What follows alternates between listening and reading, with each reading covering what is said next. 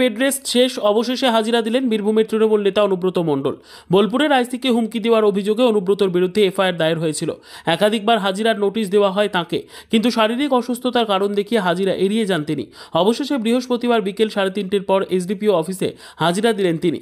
হুমকি, যৌন হেনস্থার মতো একাধিক জামিন অযোগ্য ধারায় এফআইআর হয়েছে অনুব্রতর বিরুদ্ধে। ফলে তার গ্রেপ্তারে নিয়েও জল্পনা রয়েছে। আইসি রিটন দাসকে যেভাবে কদর্য ভাষায় হুমকি দেওয়া হয়েছিল সেই অডিও প্রকাশ্যে এসেছে আগে। সেই কথোপকথন প্রকাশ্যে আসার পর তৃণমূলের তরফে তাকে ক্ষমা চাইতেও বলা হয়। সঙ্গে সঙ্গে দলের শীর্ষ নেতৃত্বকে চিঠি দিয়ে ক্ষমাও চেয়ে নেন তিনি। এরপর পুলিশ তাকে হাজিরার নোটিশ দিলেও বারবার হাজিরা এড়িয়ে যান অনুব্রত। প্রশ্ন ওঠে, অনুব্রত কি তার সেই পুরনো দাপট দেখেই হাজিরা দিচ্ছেন না? অবশেষে বেড রেস্ট শেষ হওয়ার পর থানায় পৌঁছলেন তিনি।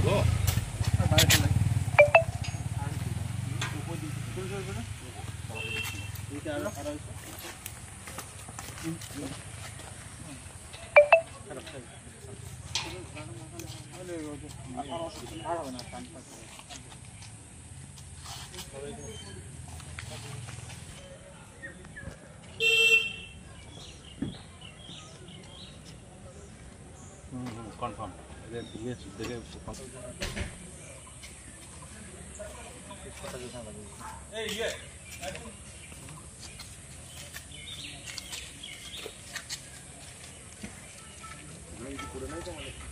কই কই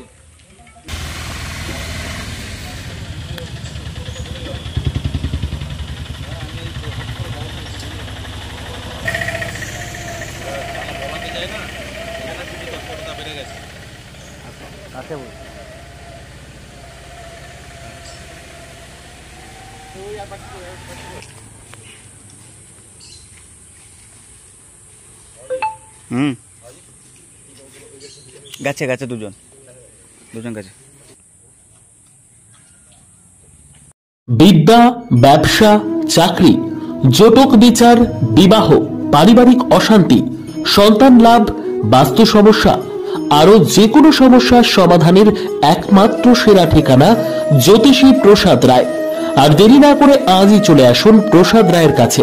আমাদের ঠিকানা 5A/23 Sepco township, B zone, Durgapur, 713205। Phone number 7407250555, 9064620441, 8967696309।